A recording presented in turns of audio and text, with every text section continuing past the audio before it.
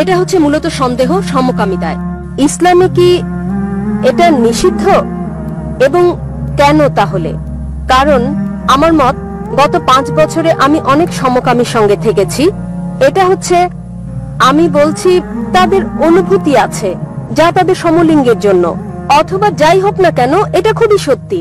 আমি বলতে চাই, এটা সেরকম টান যা আমরা অনুভব করি, হতে পারে তা আমাদের স্বামীদের জন্য অথবা অন্য যার জন্যই হোক।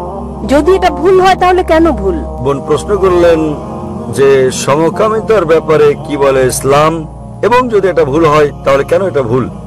আল্লাহ কোরআনে বলেছেন সূরা ইসরা অধ্যায় নম্বর 17 আয়াত নম্বর 32, ব্যভিচারের কাছেও তোমরা যেও না, কেননা ব্যভিচার হচ্ছে সব মন্দ কাজের মন্দ সূচনা। এছাড়া আল্লাহ সূরা আরাফে বলেছেন অধ্যায় নম্বর 7 যে কোন পুরুষকে কথা বলা যে তুমি কি তোমার লালসা চর্চা করো পুরুষের উপর নারীর চেয়ে বেশি, তার মানে সমকামিতা হচ্ছে নিষিদ্ধ ইসলামে এবং কোরআনে। কারণ সর্বশক্তিমান ঈশ্বর মানুষ সৃষ্টি করেছেন। আল্লাহ কোরআনে বলেছেন সূরা রুম অধ্যায় নম্বর 30 আয়াত নম্বর 21, তিনি ভালোবাসা সৃষ্টি করেছেন স্বামী এবং স্ত্রীর অন্তরে। সর্বশক্তিমান ঈশ্বর মানুষকে এমন ভাবে তৈরি করেছেন যে তারা বিপরীত লিঙ্গকে ভালোবাসবে। সাধারণত প্রাকৃতিক ভাবে কোন পুরুষই অন্য পুরুষকে সেভাবে ভালোবাসে না। আমি ভালোবাসা নিয়ে কথা বলছি যা স্বামী স্ত্রীর মধ্যে প্রয়োজন, সে ভালোবাসা নিয়ে বলছি না যা আছে ভাই আর ভাইয়ের মধ্যে, বোন আর বোনের মধ্যে। এ ব্যাপারে প্রাথমিক একটা গবেষণা হয় যাতে বলা হয় যে সমকামিতা হচ্ছে বংশগত। প্রশ্নোত্তরের সময় কেউ কেউ আমাকে জিজ্ঞেস করেন, আপনার মতো যেমন যদি সমকামিতা বংশগত হয় তাহলে মানুষকে কেন দোষ দেওয়া হবে? এটা তার পিতামাতা থেকে এসেছে, তাহলে তাকে দোষ দেওয়া হবে কেন? আপনার মতো বললে যদি কেউ কাউকে ভালোবাসে তাহলে পুরুষকে দোষ দেওয়া হবে কেন? আমি বলছি এটা হচ্ছে গবেষণা, এটা হচ্ছে একটা ধারণা, সত্য ঘটনা নয়। এবং পরে আমরা জানতে পারলাম যে এই ধারণাটা ছিল সম্পূর্ণ ভুল, এবং যিনি এই ধারণার প্রবক্তা ছিলেন তিনি নিজেও ছিলেন সমকামী।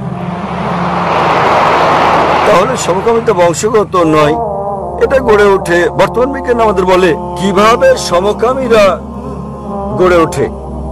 কারণ সর্বশক্তিমান ঈশ্বর যার অনুমতি দিয়েছেন, মানুষের জন্য যার অনুমতি আছে, আপনি বিয়ে করেন, নিকাহ করেন, আপনি পারেন স্ত্রী সহবাস করতে। এবং ইসলাম বলছে যখন স্ত্রী সহবাস করো, স্ত্রীর সঙ্গে সহবাস করো, সেটাও আল্লাহর ইবাদত। কারণ আপনি হারাম ঠেকাচ্ছেন, আপনি যাচ্ছেন না দাম্পত্য বন্ধনের বাইরে আপনার আকাঙ্ক্ষা মেটাতে। সেটাই তো ইসলাম।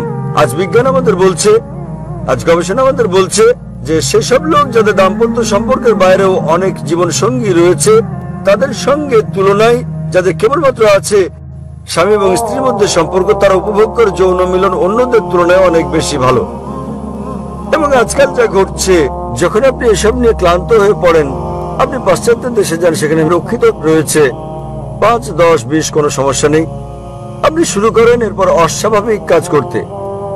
আর যখনই আপনি অস্বাভাবিক কাজ শুরু করেন, আপনি স্রষ্টার আইন অনুসরণ করছেন না এবং আপনি ভুল পথে আপনার কামনা চরিতার্থ করার চেষ্টা করেন।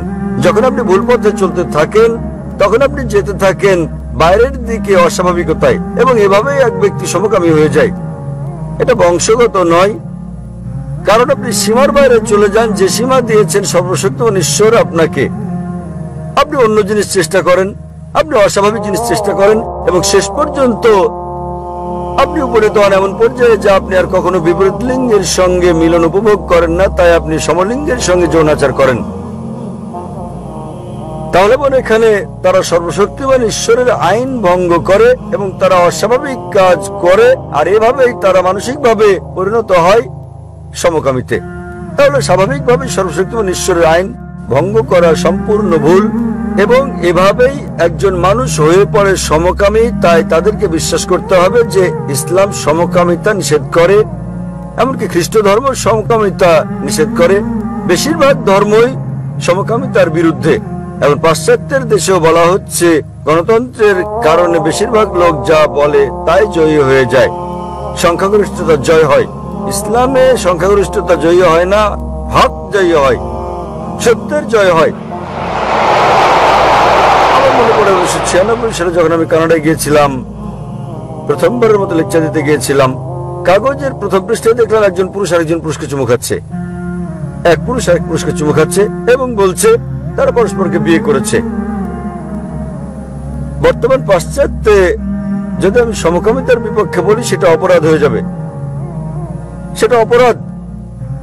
তাহলে আমরা যা বুঝলাম যে অতীতে সব দেশে সমকামিতা ছিল অপরাধ।